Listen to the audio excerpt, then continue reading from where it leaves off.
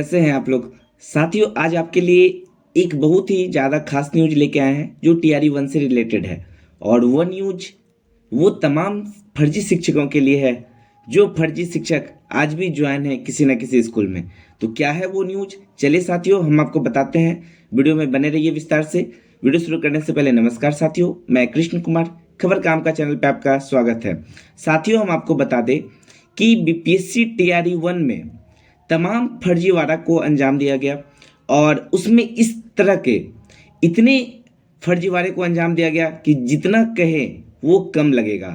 साथियों, आपको पता है कि बीपीएससी टीआरई 1 के बीच में डोमिसाइल को लागू कर दिया गया था। मतलब स्टार्टिंग में ही डोमिसाइल को लागू कर दिया गया था कि जितने भी शिक्षक हैं सिर्फ बिहार के और बिहार के स्थायी निवासी हैं वही सिर्फ फॉर्म को भर सकते हैं। बट ऐसा नहीं हुआ, फिर से डोमिसाइल को हटा दिया गया और तमाम राज्य के अभ्यर्थी आकर के बिहार में फॉर्म भरे और वो सफल हो गए। और सबसे बड़ा चीज़ यह है कि जब सुप्रीम कोर्ट का ये एक लेटर आया हुआ है कि जब बीच बहाली में मतलब कोई भी खेला अगर स्टार्ट हो गया है और उस खेल के नियम को आप बीच बहाली में कह सकते हैं कि जैसे बहाली का नियम स्टार्ट था, बहाली का नोटिफिकेशन जारी हो गया था, जब बहाली हो रहा था उस टाइम किसी भी तरह का आप चेंजिंग नहीं कर सकते हैं। यह जब सुप्रीम कोर्ट का लेटर आया हुआ था तो फिर क्या सोच करके शिक्षा विभाग या बिहार सरकार ही कहे कि उस बहाली में तमाम तरह के चेंजिंग को किए हैं। तो साथियों, हम आपको बता दें कि यह चीज़ आज हो कल हो एक दिन सबसे बड़ा प्रभाव लेकर के आएगा टीआरई 1 पे और टीआरई 2 पे।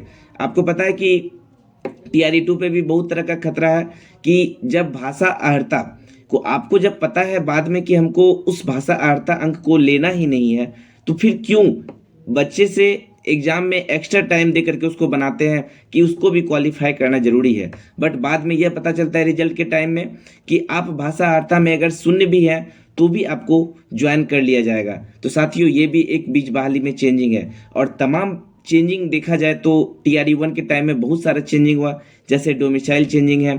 टीआरई 1 के टाइम में निगेटिव लागू था, वो चेंजिंग है। टीआरई 1 के टाइम में नॉर्मलाइजेशन लागू नहीं किया गया, वो चेंजिंग है।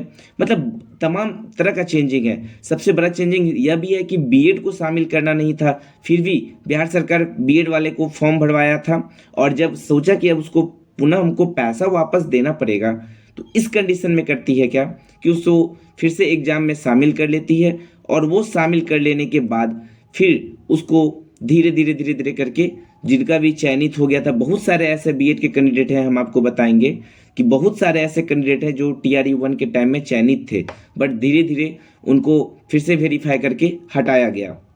तो अब सेम उसी प्रकार का चेंजिंग टीआरई 1 में फिर से होना है। टीआरई 1 में फिर से चेंजिंग का कहने का मतलब है कि फिर से अब रीचेक होगा, मतलब फिर से वेरिफिकेशन होगा। वेरिफिकेशन में आपको हम सबसे पहले बता दें कि आप बिहार के निवासी हैं या बाहर के निवासी हैं वो देखा जाएगा। जाति आवासीय ये बहुत ज़्यादा ज़रूरी है। उसके बाद आप ओबीसी एनसीएल, अगर आप बिहार के निवासी हैं तो ओबीसी एनसीएल ये ज़रूरी है। उसके बाद आधार कार्ड को आपका एक छाया प्रति फिर से लगेगा और फिर से उसी के बाद कि आप आधार कार्ड में एक चीज़ है कि आप अगर पिछले 6 मंथ में आप अगर आधार कार्ड में किसी भी प्रकार का चेंजिंग किए, चाहे वो एड्रेस चेंजिंग हो या नंबर चेंजिंग हो, फिर भी इस चीज़ के लिए आपको सत्यापित करके देना पड़ेगा। उसके बाद सारा चेंजिंग करने के बाद आपको टीआरई 1 में जो अभी सप्लीमेंट्री में ज्वाइन किए हैं उसका भी फिर से वेरिफिकेशन होगा कि आप जो सप्लीमेंट्री में ज्वाइन किए, एनआईयूएस वाले से भी है कि आप किस प्रकार से ज्वाइन किए हैं। क्या आप बिहार के हैं तो जाति चाहिए या अदर स्टेट के हैं तो नहीं भी जाति चाहिए, बट सारा डॉक्यूमेंट को फिर से चेकआउट किया जाएगा। इसके बाद तमाम फर्जीवाड़ा जो भी किए हैं और अभी भी बचे हुए हैं, उम्मीदता है कि जो भी बचे हुए हैं 1-2% सब धीरे धीरे निकल जाएंगे। तो चलिए साथियों, आज का न्यूज़ आपको कैसा लगा? अगर अच्छा लगा हो तो तमाम दोस्तों तक जरूर शेयर कीजिएगा। आप लोग अगर चाहते हैं कि ऑथेंटिक न्यूज़ चाहिए तो चैनल को सब्सक्राइब जरूर कीजिएगा। फिर मिलते हैं नए वीडियो के साथ। धन्यवाद।